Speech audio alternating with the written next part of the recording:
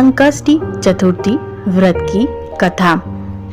पौराणिक कथा के अनुसार विष्णु भगवान का विवाह लक्ष्मी जी के साथ निश्चित हो गया। विवाह की तैयारी होने लगी। सभी देवताओं को निमंत्रण भेजे गए, परंतु गणेश जी को निमंत्रण नहीं दिया गया।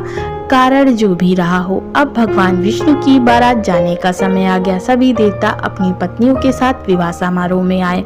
उन सब ने देखा कि गणेश जी कहीं दिखाई नहीं दे रहे। तब वे आपस में चर्चा करने लगे कि क्या गणेश जी को न्योता नहीं गया या स्वयं गणेश जी नहीं आए। सभी को इस बात पर आश्चर्य होने लगा। तभी सबने विचार किया कि विष्णु भगवान से ही इसका कारण पूछा जाए।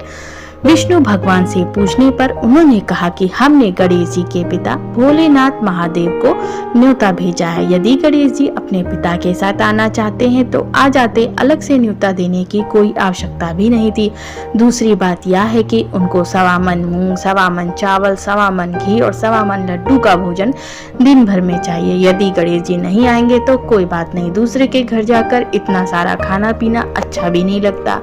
इतनी वार्ता कर ही रहे थे कि किसी एक ने सुझाव दिया कि यदि गणेश जी आ भी जाएं तो उनको द्वारपाल बनाकर बैठा देंगे कि आप घर को देखना।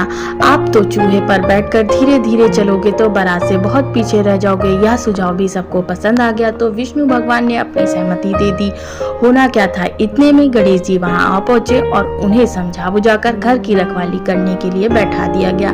बारात चल दी। तब नारद जी ने देखा कि गणेश जी तो दरवाजे पर ही बैठे हैं, तो वे गणेश जी के पास गए और रुकने का कारण पूछा। गणेश जी कहने लगे कि विष्णु भगवान ने मेरा बहुत अपमान किया। नारद जी ने कहा कि आप अपनी मूषक सेना को आगे भेज दें तो वह रास्ता खोद देंगी, जिससे उनके वाहन धरती में धंस जाएंगे। तब आपको सम्मान पूर्वक बुलाना पड़ेगा। अब तो गणेश जी ने अपनी मूषक सेना जल्दी से आगे भेज दी और सेना ने जमीन पोली कर दी।